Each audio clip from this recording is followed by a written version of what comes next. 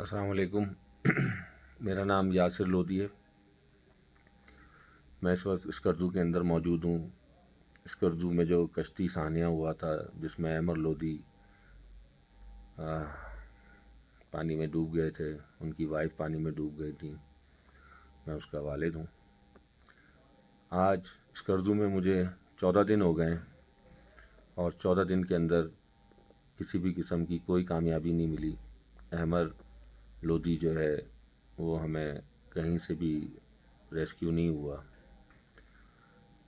14 دن گزرنے کے بعد بھی میرا حوصلہ بلند ہے۔ میں انشاءاللہ اپنے بیٹے احمد لودھی کو ضرور تلاش کروں گا۔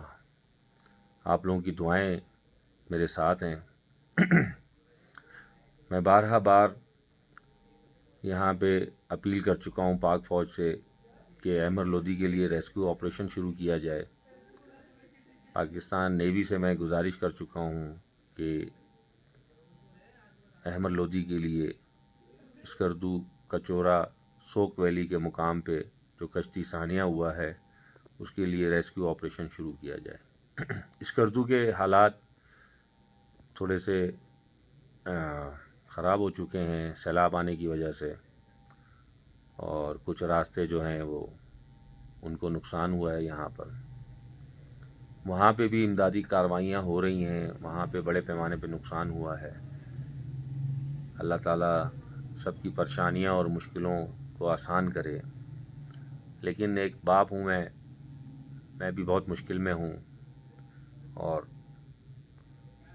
میرا دل بہت زیادہ دکھ چکا ہے اب۔ آپ لوگوں کی وجہ سے مجھے حوصلہ ہے۔ دعا کریں کہ میں جلدی احمد لودھی تک پہنچ پاؤں۔ میں ایک بار پھر پاکستان نیوی سے اور پاک فوج سے اپیل کرتا ہوں، خدا را میرے بیٹے احمد لودھی کے لیے ریسکیو آپریشن کریں۔ اور اللہ تعالیٰ سے بھی میں یہ دعا کرتا ہوں کہ اللہ تعالیٰ یہ وقت کسی پہ نہ لے کر آئے۔ آج 14 دن گزرنے کے بعد بھی میں اپنے بچے سے بہت دور ہوں۔